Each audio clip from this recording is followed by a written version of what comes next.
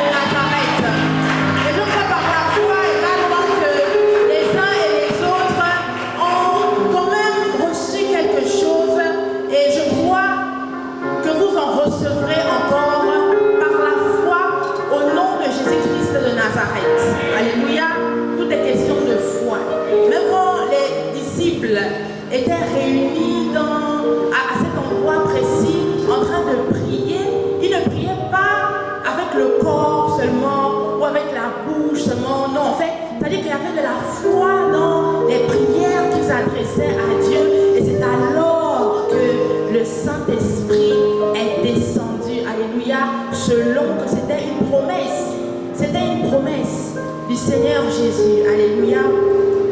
C'était une promesse. Et il a tout simplement réalisé sa promesse. Il a été fidèle. Amen. Prenez souvent le temps et l'habitude ou encore la culture de saluer le Saint-Esprit. Ça peut paraître étrange ce que je dis, mais en fait, commencez par là. Commencez par là. Alléluia. Commencez par là. Saluez le Saint-Esprit. Saint-Esprit, bonjour. Comment tu vas ce matin? Merci Saint-Esprit, je me suis bien réveillée. Saint-Esprit, je te souhaite une excellente journée. Saint-Esprit, s'il te plaît, j'ai besoin de toi tout au long de cette journée. Saint-Esprit, tu peux m'assister s'il te plaît. Saint-Esprit, est-ce que tu peux m'accompagner où je vais là? Saint-Esprit, est-ce que tu peux m'inspirer? Alléluia. Vous allez voir qu'au fur et à mesure, il y a une communion qui va se créer et qui va se développer. Alléluia. Saint-Esprit, merci pour ce culte. Saint-Esprit, je ne sais que dire. J'ai été choisi pour prêcher, mais moi, je n'ai pas de message. Saint-Esprit, est-ce que tu peux m'enseigner? Est-ce que tu peux me dire quelque chose? Parce que toi, tu connais les profondeurs du cœur de Dieu. À plus forte raison, les profondeurs du cœur des hommes que nous sommes. Donc, en fait, tu connais les besoins des uns et des autres. Donc, s'il te plaît, pour ne pas que j'aille raconter ma vie, pour ne pas que j'aille raconter les poules, le coq, le mouton, le cabri, le village et tout, c'est-à-dire pour ne pas que j'aille dire tout et rien, Saint-Esprit, toi qui sais, toi qui connais, dis-moi quelque chose. Dis-moi quelque chose. Alléluia. C'est la fête de la Pentecôte. Aujourd'hui, comme disait le pasteur, en fait, c'est la célébration de la venue du Saint-Esprit sur terre. Alléluia. Alléluia. Je vais poser les fondements bibliques et nous allons ouvrir nos Bibles dans Actes chapitre 2. Ici, c'est écrit manifestation du Saint-Esprit le jour de la Pentecôte. Il est écrit le jour de la Pentecôte, ils étaient tous ensemble dans le même lieu. Tout à coup, il vint du ciel un bruit comme celui d'un vent impétueux et il remplit toute la maison où ils étaient assis. Des langues semblables à des langues de feu leur apparurent séparées les unes des autres et se posèrent sur chacun d'eux. Et ils furent tous remplis du Saint-Esprit et se mirent à parler en d'autres langues selon que l'Esprit leur donnait de s'exprimer. Alléluia. Et ce matin, je crois par la foi qu'il y a eu ce même dépôt-là dans ce lieu et dans chacune de vos vies. Alléluia. Le Saint-Esprit lui-même, il a fait le dosage. Il a fait le dosage de voilà comment il peut donner ce qu'il peut donner, en fait la mesure. Alléluia. Lui-même, il sait comment, il sait ce qu'il a donné. C'est-à-dire que s'il fallait qu'on estime 100 kilos, spirituellement parlant, bien entendu, il sait en fait l'estimation de ce qu'il a donné à chacun de nous ce matin. Alléluia. Alléluia. Alléluia. Mon Dieu, Seigneur. Oh, amen, mon fils. Vraiment, il est chaud, hein? Nous allons lire 2 Corinthiens 13, verset 14.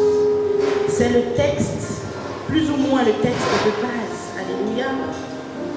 2 Corinthiens 13.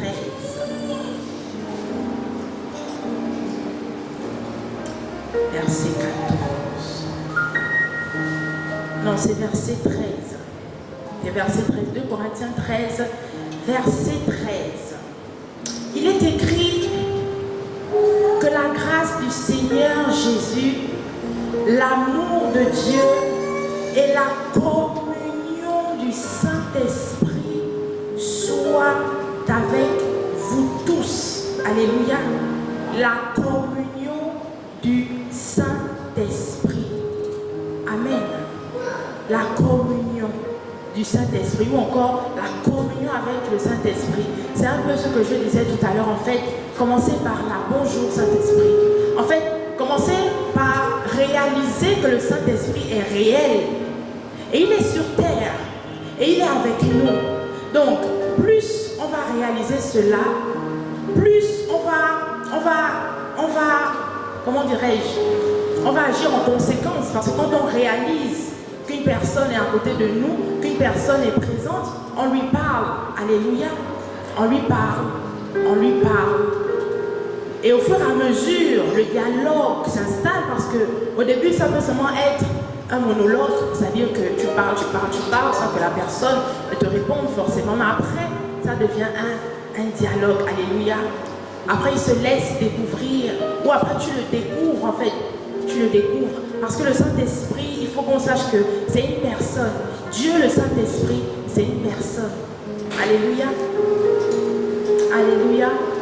La communion du Saint-Esprit. Quand on parle de communion, voyez affinité. Ce sont les synonymes. Affinité, alliance, correspondance. Alléluia. Entente, harmonie, unité. Amen. C'est un peu quand on est encore au stade des fiançailles, là, ou bien avant même d'arriver au stade des fiançailles, qui est censé nous amener au mariage. Il y a d'abord la tchatch là. Hein? On parle un peu, on travaille et tout. Et ce sont des moments où tu découvres.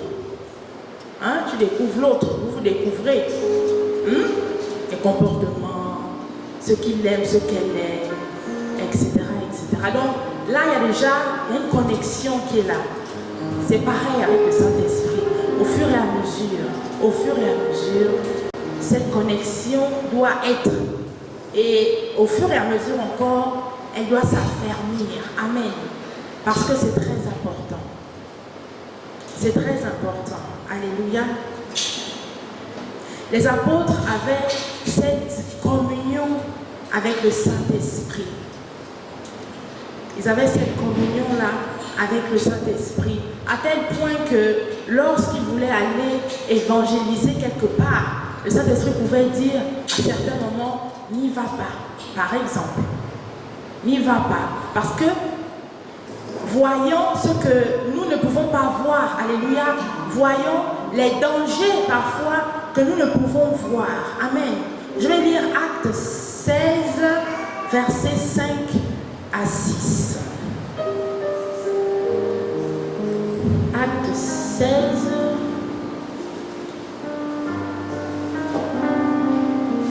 Verset 5 à 6. Bon, à partir du verset 6, je vais lire plutôt.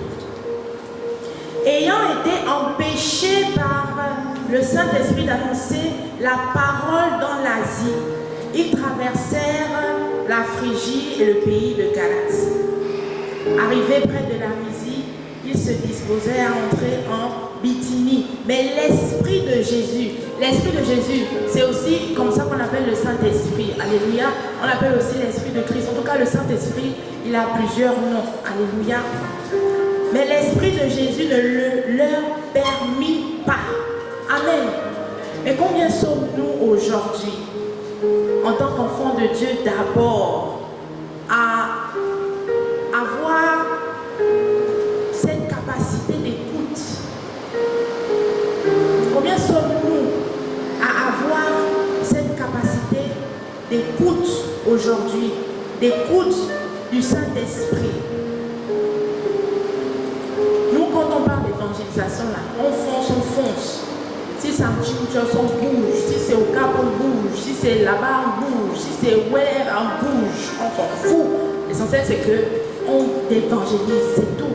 Mais même dans l'évangélisation, qui est notre priorité aujourd'hui, le Saint-Esprit peut dire à quelqu'un que ne va pas là-bas. n'évangélise pas telle personne. Ou ne part pas là-bas tout simplement parce qu'il connaît. Tu vas aller rencontrer Satan lui-même là-bas, c'est pas la peine. Ou tu vas aller rencontrer, je ne sais pas, plus fort que toi, spirituellement ou mystiquement par exemple.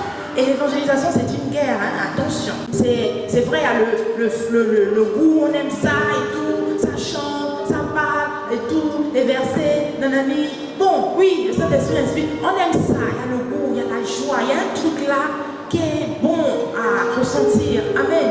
Mais c'est une guerre. Il y a des représailles à certains moments. Alléluia. Il n'y a pas longtemps, moi, c'était, en tout cas il y a quelques mois, là, peut-être 3-4 mois, je ne sais pas. Je ne sais pas trop, c'était à la veille de quel culte.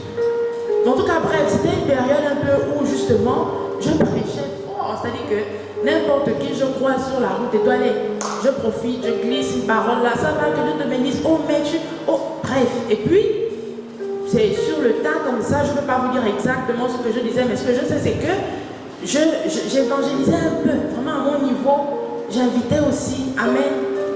Et cette même période-là, j'ai fait un rêve, moi-même, j'ai fait un rêve, où je suis rentrée d'abord dans une salle, c'était comme une clinique, vous voyez, une clinique ou je sais pas, un genre de cabinet en fait, vous voyez un peu les cabinets médicaux, là, il y a une petite réception, il y a les chaises là, hein, c'est parfois bien propre et tout ça, et j'ai trouvé des femmes qui étaient là, et quand je suis rentrée, elles étaient en train de parler de leurs choses, hein.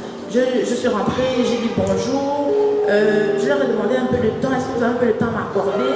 Je crois que je me suis même assise sans qu'elles ne me répondent, elles ne me disent forcément oui ou non. Et puis après, c'est parti comme ça, j'ai commencé à dire, le seul et unique Dieu, c'est Jésus-Christ de Nazareth. Et tout ce qu'on aime bien dire là par la foi, hein? Et la dame qui était juste à côté de moi, je ne sais pas si c'était la responsable des autres qui étaient là, je ne sais pas trop, mais c'est comme si elle avait une position supérieure, une position d'autorité à l'endroit où j'étais, dans la fameuse clinique, bref, à l'endroit où j'étais. Et elle n'était pas d'accord avec ce que je disais. Elle n'était pas du tout d'accord. Pour elle, c'est pas Jésus qui est élevé, ou bien qui est Dieu, ou bien non. Ça, c'est dans l'esprit du rêve que je pouvais ressentir ça. Mesdames et messieurs, comme on a l'habitude de faire les rêves, comme vous connaissez un peu comment les rêves se passent là, parfois ça n'a pas de commencement ni de fin. Boum. Le contexte a changé. C'est-à-dire que je ne me vois plus dans la clinique là, non, je suis là-bas. Je suis maintenant en train de courir. La femme en question là, elle s'est transformée en homme. Géant comme ça là. Habillé vraiment comme, je ne sais pas, avec les trucs rouges, mais vraiment un habillement. Tu sens que oui, ça c'est quelqu'un vraiment, je ne sais pas, qui est dans une autre dimension. Je ne sais pas, il est dans ce witty ou I don't know. Mais pour chasser maintenant, si je vous dis que l'endroit où je courais là, je peux me souvenir de l'endroit, je peux vous dire exactement c'est quel endroit, je vous mens. Mais ce que je sais, c'est que je courais, parce que je fuyais. Parce qu'elle le poursuivait. Il ou elle, je ne sais même pas. Que dire? Ça, c'est les choses des rêves. Voilà maintenant en train de courir, machin, me cacher. Ah, la sorcellerie dans les rêves. Tu te caches ici, elle apparaît là. Tu vas là-bas, elle apparaît là. Tu es même dépassé, je dis, attends, à quel moment elle va me voir? À quel moment? En fait, elle sait comment. Vampire, dans les rêves.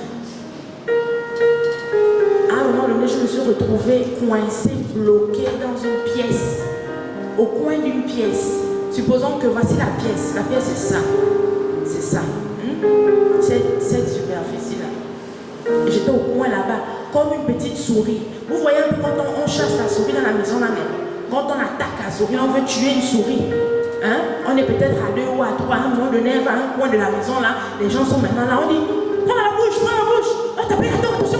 Le genre là, j'étais comme la souris maintenant, au coin là-bas, comme ça, genre comme ça quoi, accroupi. Vous voyez maintenant le concombre devant moi qui avance. J'ai dit, hey, je suis foutu aujourd'hui. Qui m'a envoyé? J'étais maintenant en train de crier, Seigneur Jésus, pardonne-moi d'avoir évangélisé à la mauvaise personne. Seigneur, je ne veux plus faire ça. Seigneur, je veux maintenant me laisser inspirer par ton pardon. moi. Il ou elle allait me manger en fait. Écoutez un peu les paroles que je dis comme dans le rêve. Seigneur Jésus, pardon. Pardon, Seigneur, sauve-moi. Seigneur, je te jure, je ne vais plus recommencer. Seigneur, pardon, s'il te plaît, pardon. Où ai-je mis les pieds avant? Je ne sais pas. Avec qui j'étais en contact depuis tard? I don't know. Ce que je sais, c'est que j'ai crié ça dans les rêves maintenant. Gongongo est devant moi, prêt à me manger. Dans le cœur là-bas, coucou, parce que je vois la mort. Je dis Jésus, Jésus, Jésus, Jésus. Et vous savez ce qui s'est passé? Il y a une foudre qui est tombée sur le Gongongo là. Je suis obligée de dire Gongongo parce qu'il avait une forme physique étrange, un maquillage étrange. Je sens que ça c'est... Non, les gens sont loin parfois dans les choses, vous ne pouvez pas imaginer. Jésus, Jésus, Jésus. L'éclair ou la foudre, je ne sais pas, c'était comme le courant, je ne peux même aussi décrire ça. C'est tombé sur l'élément là et puis mort. J'ai touché, j'ai bougé un peu, mort. Et c'est bizarre que pendant que je courais, pendant que je fuyais là, tout était fermé. C'est-à-dire que je me suis retrouvée comme dans un labyrinthe. Je parle là-bas, c'est fait. Parce qu'en fait, le but pour moi quand je courais là, c'était de trouver la porte pour sortir. Mais partout où je partais, il n'y avait pas de porte en fait. Après que la personne a été électrocutée ou électrochoquée ou bastillée par Dieu là, tout à coup, même la couleur de l'endroit où je me trouvais change. Ça devient plus clair. Je vois maintenant une porte. Je suis sortie. Je dis, ouh, Seigneur, merci Jésus. Merci Jésus. Oh Seigneur, tu m'as délivré. Seigneur, merci Jésus. Merci Jésus. Un détail dont je me rappelle tout de suite là, c'est que la femme en question là, elle avait pris mon sac parce que j'avais un petit sac à dos. Vous savez, il y a des choses symboliques. Le sac. Vous savez que surtout nous les femmes, là, le sac, il y a tout dedans. Téléphone, agenda, calepin, nanani, nanana, des trucs parfois importants. Donc spirituellement parlant, c'était chaud. Qu'on me prenne mon sac comme ça. Et j'ai fini par retrouver mon sac. Là où je suis sortie, là je ne sais même pas. Dans la cour où je me suis retrouvée là. J'ai retrouvé mon sac. Si je vous dis que j'ai encore attendu à l'endroit où j'étais là, c'est-à-dire que dans le rêve, j'ai mis à banane. Je suis partie. En courant, Jésus, oh Jésus, Jésus, Jésus, Jésus, Jésus. Donc, vous voyez que même avec les apôtres, le Saint-Esprit, il pouvait dire, ne pars pas là-bas. Alléluia. Mais si on n'a pas cette communion avec lui, et c'est ce qui se passe même de nos jours, on n'a pas vraiment, c'est pas encore ça. Parce que nous, on suit la foule en fait. On suit la foule, on suit la majorité, on suit la masse, la population en fait. On adhère à tout et à rien parce qu'on suit la masse, on suit tout en fait. Alors que non, parfois, le Saint-Esprit n'a pas besoin et ne veut même pas en fait que nous fassions telle ou telle chose ou que nous participions à telle ou telle chose. Non en fait. Et voilà pourquoi beaucoup meurent jeunes, aussi bien physiquement que spirituellement, pour avoir été où il ne fallait pas que tu ailles, pour avoir fait ce qu'il ne fallait pas que tu fasses, pour avoir mis les pieds où il ne fallait pas que tu mettes les pieds. Pas forcément parce que, je ne sais pas, ton Dieu n'est pas puissant, ça n'a rien à voir, c'est une question que Dieu ne veut pas, il ne veut pas, c'est tout en fait. Saint-Esprit, il ne veut pas, il ne veut pas. S'il te dit il ne veut pas, il ne veut pas. Tu laisses tomber en fait, c'est tout. Mais combien aujourd'hui? Voici pourquoi ce passage-là est important. Où c'est Paul qui disait que la communion du Saint-Esprit, parce que c'est grâce à cette communion avec le Saint-Esprit-là qu'ils ont pu faire des exploits. Alléluia. Et c'est grâce à cette communion-là qu'ils ont pu impacter. Parce que le but, c'est ça en fait, c'est d'impacter sérieusement, sincèrement. Mais pas sans le Saint-Esprit. Parce qu'il est venu pour ça. Alléluia. Il est venu pour ça. La Bible déclare que Jésus lui-même dit qu'il viendra en fait pour rendre témoignage de moi en fait. Donc il n'est pas venu blaguer, il est venu pour nous aider pour nous conduire tout simplement pendant notre marche avec le Seigneur. Et même pendant notre marche, notre vie, notre durée d'existence sur la terre, parce que le Saint-Esprit, c'est pas seulement, en fait, il ne parle pas seulement que des choses du royaume de Dieu, je sais pas, les mystères de Dieu, non, c'est pas seulement ça. Le Saint-Esprit est Dieu. Dieu le Père, le Fils, Dieu le Saint-Esprit. Donc le Saint-Esprit est Dieu. Dieu est trois en un. C'est juste que chaque personnalité, non. Chaque personnage ou personne de la Trinité a sa spécificité, tout simplement. Mais il est Dieu. Il est Dieu. Alléluia. Donc je disais, même dans les choses de la vie de tous les jours, le Saint-Esprit parle. Vous avez vu comment les 3 dernières semaines, on a été bénis à travers ce qu'il a dit dans les journaux de révélation. Il ne parle pas seulement que bon, je reviens bientôt, bon, Jésus c'est ci, bon, non. Il parle de tout parce qu'il sait tout, parce qu'il est Dieu et parce que c'est son temps. Nous sommes à l'ère et à l'époque du Saint-Esprit. Alléluia. Il connaît. Comme une femme malade, qui est malade et tout, machin, en fait, elle sera enceinte, c'est une épouse et tout. Et ça, c'est la révélation. Il n'y a que le Saint-Esprit qui puisse révéler cela. Oh, tel accident et tout. Attends, avec une précision au rond-point de la démocratie. C'est-à-dire que, mais non, mais le Saint-Esprit, il est magnifique. Précision. Oh non, voilà, c'était de la démocratie, symbole, diabolique, qui bloque, qui coince. Ça, c'est pas l'Apocalypse, le livre, va se refermer. Non, il n'est pas limité que par ça. Alléluia. Il n'est pas limité.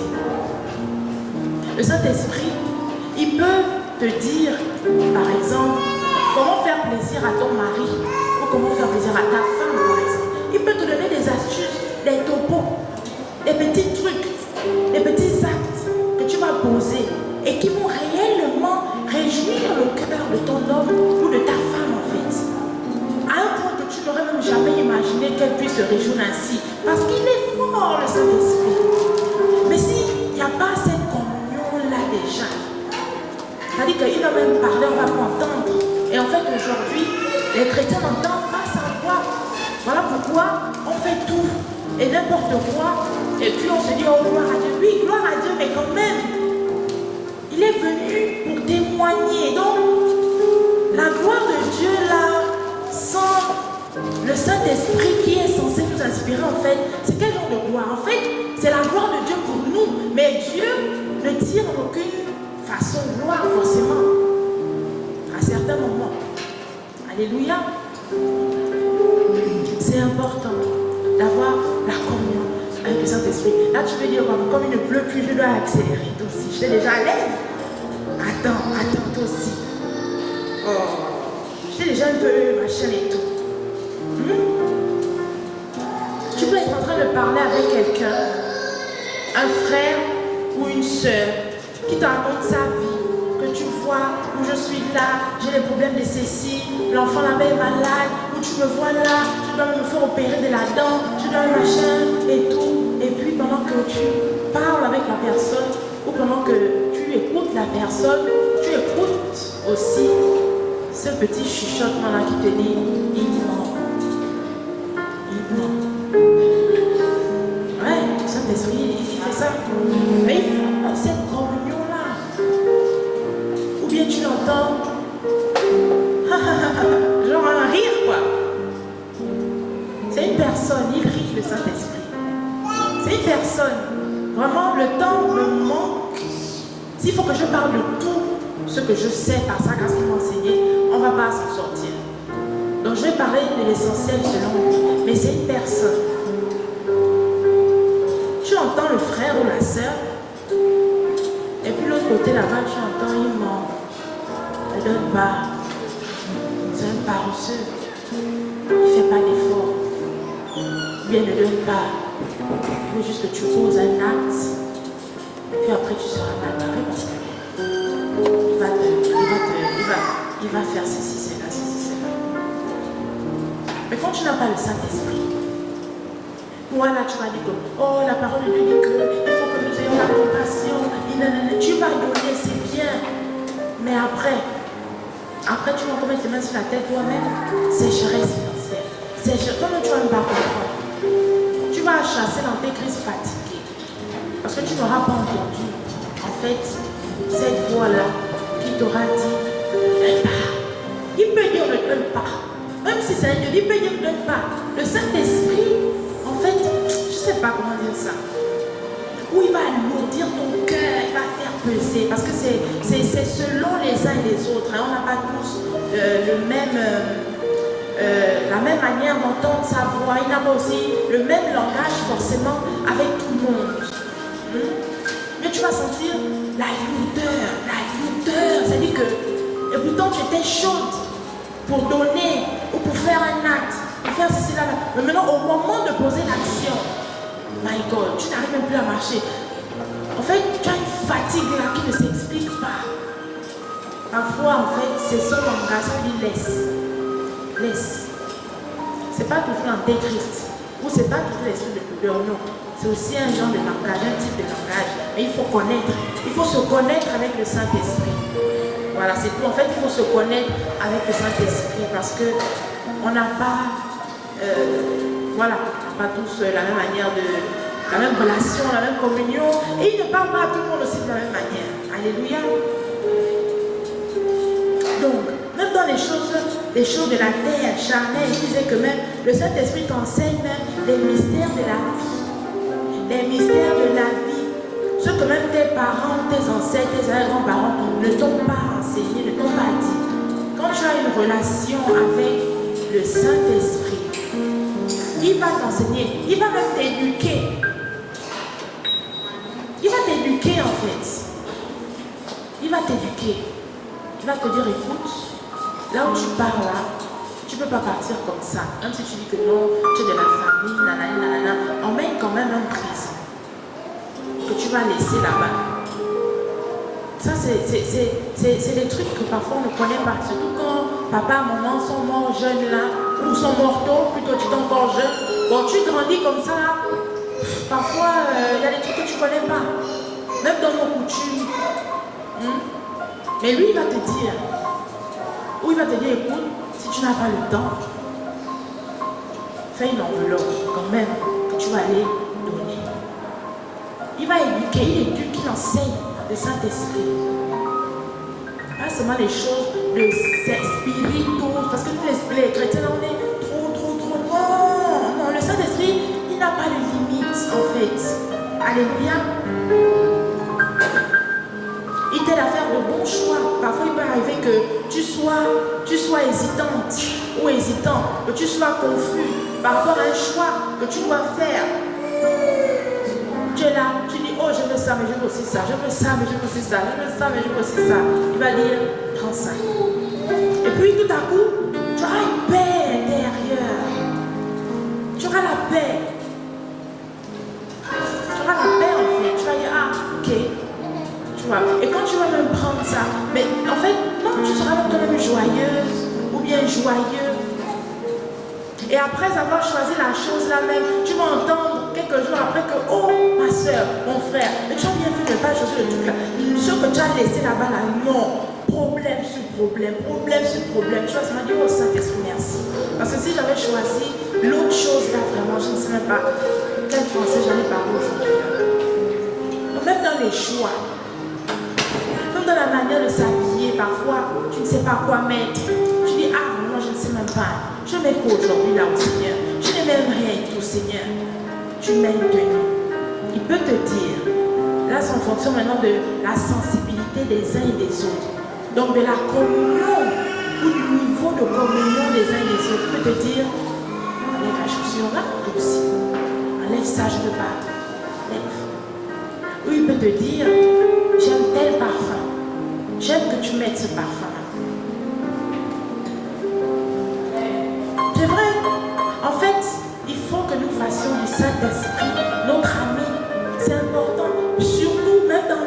Seigneur, là, d'abord dans l'œuvre de Dieu. On a besoin du Saint-Esprit pour être zélé, pour être bien inspiré, bien conduit et pour impacter. Vous avez vu ce qui s'est passé après la Pentecôte? L'église est née là, sur place. Les rassemblements, ça a commencé là, à la Pentecôte. Combien d'âmes ont donné leur vie à Christ après cela? Mais est-ce que avant la descente, avant la venue du Saint-Esprit, est-ce que les apôtres faisaient de tels exploits? Non. C'est pour dire que le Saint-Esprit là, il est nécessaire, en fait, il est incontournable. On fait mal de le négliger, ou bien de dire que, oh, mais vous là, comme le pasteur Anaël disait la dernière fois, que vous là, dans votre église là, c'est moi que le Saint-Esprit, c'est Jésus, machin. Mais qui dit qu'il n'y a pas Jésus? De toutes les façons, le Saint-Esprit vient glorifier Jésus. Le Saint-Esprit se manifeste où Jésus est glorifié. Il n'est pas dissocié. En fait, il y a une connexion entre les trois personnages, en fait, de la divinité, de la Trinité. Comme je disais, c'est juste que chacun a sa spécificité, tout simplement. Ils ne sont pas dissociés, non. Et c'est des débats où il ne faut même pas rentrer parce que la Bible dit le blasphème contre le Saint-Esprit ne sera jamais pardonné. Vous pouvez pécher contre le Père, il n'y a pas de problème. Pécher contre le Fils, Jésus. Oh, lui là, vraiment, il est venu là vraiment avec tout l'amour, se laisser crucifier et flageller à la croix. Mais avec le Saint-Esprit, attention. Donc voilà pourquoi parfois quand on ne connaît pas, mieux faut fermer la bouche. Voilà, il faut fermer la bouche pour ne pas pécher. Parce que si on pêche contre le Saint-Esprit là, c'est grave. Alléluia. Tu peux être devant une épreuve à l'école, maths, physique, biologie, tu es bloqué, tu es coincé. Au lieu de chercher à guetter, au lieu de tricher, ou tu as la pompe carrément sur les fesses. Oh, j'ai vu des choses. Hein. J'étais en deuxième année, je ne sais pas, première année ou deuxième année, dans la filière que j'ai faite. J'étais en carrière juridique. Mais il y avait une gola qui me dépassait, la gola. Mais non. Mais j'étais choquée de la manière dont elle pompe. Elle est mariée, hein. Mais c'est pas possible. Mais bien que mariée, elle était jeune. Elle était jeune. Oh non, les gens pompent même avec les fétiches, je vous jure. Oui, je dis ça parce qu'on ne l'a jamais attrapé, c'est ça le problème. Voilà pourquoi on dit qu'il ne faut pas faire comme les autres. Tu vas faire comme elle là. Moi j'aurais fait comme on m'aurait attrapé parce que. Mais c'était même impossible pour moi parce que mon cœur même, c'est-à-dire que même quand je faisais quand même la pompe là, j'avais même peur d'ouvrir ma propre main pour regarder. À plus forte raison, les papiers, les labos là, je ne vais jamais l'oublier à cause de ça. Non, elle avait les papiers, les doubles feuilles là. C'est comme si elle déchirait même les cahiers de leçons, je ne sais même pas. Oh, la gomme est ça là, je vous dis. Vous savez, nos classes là, elles ne sont pas grandes pour dire que le prof a 2 km de toi, il ne peut pas voir. Elle est là où je suis. Le bureau du professeur est là où le pasteur est. Oh putain. Moi, je suis assise là, dans une autre rangée. Elle est dans la rangée là. Le bureau est là. Moi, je suis quelque part là derrière et pas trop loin. Je vois comment la gauche soulève comme ça, là. Prends seulement la feuille comme ça là.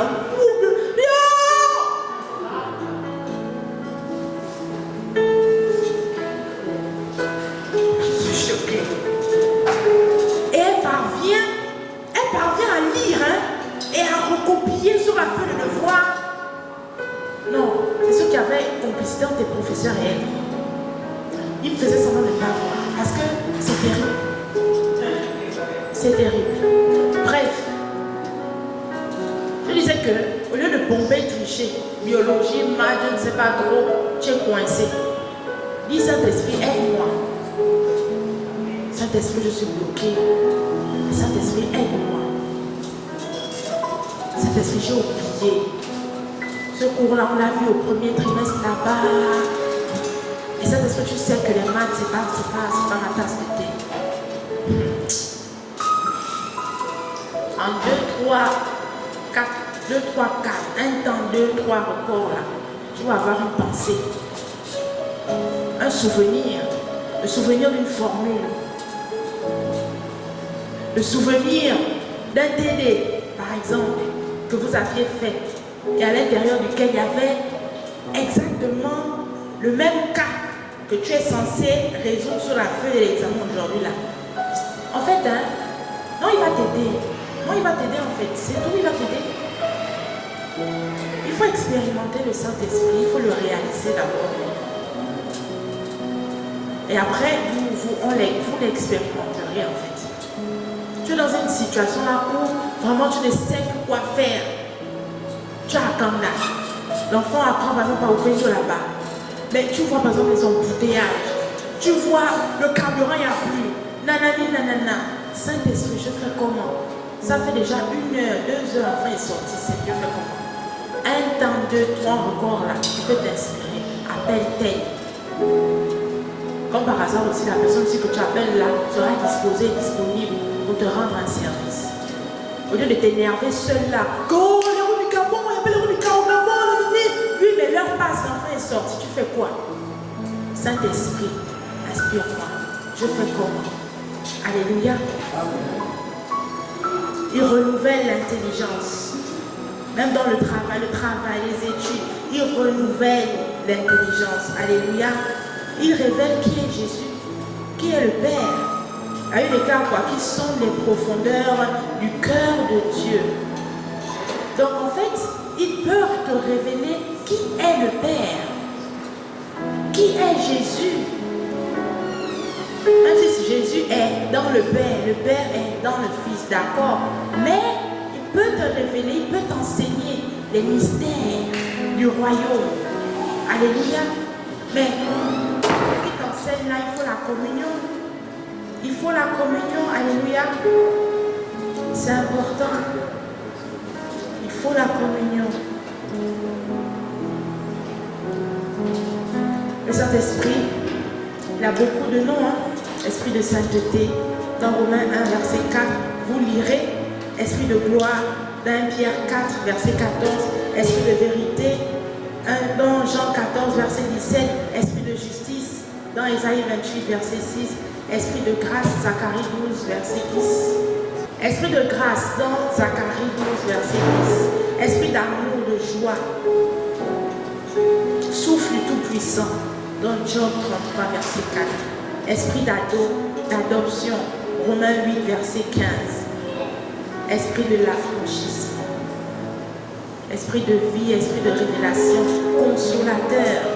Esprit de force, d'amour et de sagesse, je l'ai déjà dit. Lampe ardente dans Apocalypse 4, verset 5. Conseiller. Esprit de connaissance, esprit de jugement. Alléluia. Et j'en passe, il a beaucoup d'appellations. Amen.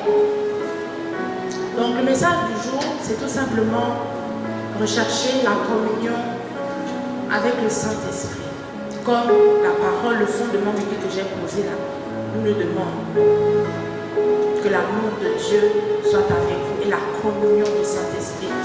Vraiment, la communion du Saint-Esprit là va nous épargner vraiment de beaucoup de choses, de beaucoup de pièges, de beaucoup de dangers. Surtout dans les temps actuels où nous sommes là où le dehors est mauvais, là où le dehors est risqué. Tu vas vouloir aller par exemple à une fête, à un mariage, à un anniversaire, à un décès par exemple, même quelque chose qui peut avoir lieu dans la famille. Le Saint-Esprit va te dire ne pars pas. Soit il peut te dire pourquoi, lui il peut te dire seulement ne pars pas et obéis. Parce que lui il voit loin, il voit devant, alléluia. Moi j'ai expérimenté ça en 2016-2017.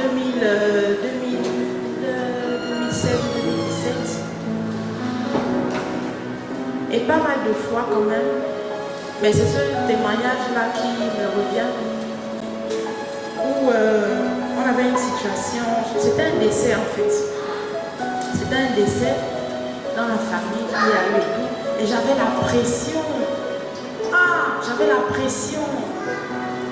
Les oncles me mettent la pression. Les frères et sœurs là-bas me mettent la pression. Oh oui, toi tu es toujours comme ça. Les gens qu'on ne te voit pas et tout. Voilà et tout. Il y a telle situation, mais quand même, effectue quand même. Même si tu viens seulement passer 1 heure, même si tu viens seulement passer 30 minutes, même si. train de faire coucou. C'est maintenant départagé. Dieu merci. J'ai entendu cette voix, alors que j'étais dans un sommeil pas profond, me dire, ne pars pas. Et la suite, je ne vous le dis pas. Je ne vous la dis pas. J'ai dit merci parce que après ça, malgré la pression des uns et des autres partout, j'avais maintenant la paix. Hein? Le dehors est mauvais. Tu vas aller avec ton cœur et tout, mais bon, après, dès qu'on t'attend là-bas déjà, gang. Les gens là, ils savent, ok, à Gola, où le gars là, c'est vrai. On ne le voit pas, il est un peu rare et tout, mais quand même, une situation comme ça ne saurait le laisser dans son coin. Il va forcément venir. On te prépare les fusils nocturnes là-bas, les sols, les empoisonnements, les ouettes, tout mélangé. Donc maintenant tu pars. Peut-être que le Saint-Esprit t'a soufflé que le pauvre, lui même là devant toi, il crie même. Rien. Tu n'entends rien. Tu pars, demain après demain, oh, empoisonnement. Tu pars, tu reviens, oh, le pied sent vraiment gangrène, on coupe, c'est plus ça. Il faut couper les gens, il faut après mort. Parce que quoi, tu as été où? Il ne fallait pas. Pourtant, le Saint-Esprit t'a parlé, mais tu n'as pas entendu parce que tu n'as pas justement cette communion avec lui. C'est important de nos jours-là, même dans le service là, même dans l'église de Christ là, beaucoup plus même dans l'église du Seigneur, où on retrouve maintenant tout le monde, les loups, les agneaux, les boucs et tout, bon, façon de dire. On est mélangés là. Mieux pour nous avoir le Saint-Esprit. Alléluia. Nous avons besoin du Saint-Esprit, même pour vivre un réveil authentique. Je me souviens d'un message comme ça que j'avais libéré, je crois, il y a 2 ans. Le Saint-Esprit est la clé d'un véritable réveil authentique. On en a la preuve dans le livre des Actes des Apôtres. Ils ont vécu, expérimenté le réveil. C'est pas le voilà. Non, le vrai. Après la Pentecôte, là, c'était dangereux. Alléluia. La communion avec le Saint-Esprit. Et pour avoir la communion, il faut arrêter d'irriter le Saint-Esprit. Parce qu'on peut irriter le Saint-Esprit. Je disais, le Saint-Esprit est une personne. Et il est parfois représenté ou symbolisé par la colombe. Par bien d'autres symboles aussi. L'huile, pas mal de symboles dans la Bible. Mais la colombe, regardez un peu la colombe. Regardez un peu la colombe, cet oiseau magnifique. Tout blanc, il est sain. Mais la colombe est douce, très douce. Le Saint-Esprit est doux. Autant il est doux, autant il est puissant en fait, parce que le Saint-Esprit c'est la force de frappe de Dieu. Dieu parle, Dieu dit quelque chose, mais c'est par la puissance du Saint-Esprit que la chose devient palpable. Donc autant il est doux, autant il est puissant. Alléluia. Donc, faisons attention parce que pour qu'il puisse même nous parler, il ne faut pas qu'on l'irrite ou il ne faut pas qu'on l'attriste. Et la première chose que je vais vous demander, c'est de le considérer, ou bien de le considérer à sa juste valeur. Parce que, imaginez un peu, vous vivez dans une maison avec votre frère, votre femme, ou je ne sais pas trop n'importe qui, et puis, en fait, vous faites fi de cette personne-là, c'est-à-dire que vous rentrez, vous sortez, pour vous, sa tête là, ça ne vous dit rien, vous en foutez, même le bonjour, il n'y a pas, vous vous occupez pas de lui ou bien d'elle. Imaginez un peu comment peut se sentir cette personne-là. Elle sera triste. Elle sera triste. Donc, peut-être qu'on l'a attristé plusieurs fois pour ne pas l'avoir considéré. Donc, on va le reconsidérer, on doit le reconsidérer. Alléluia. On peut l'irriter parce qu'il n'aime pas la colère.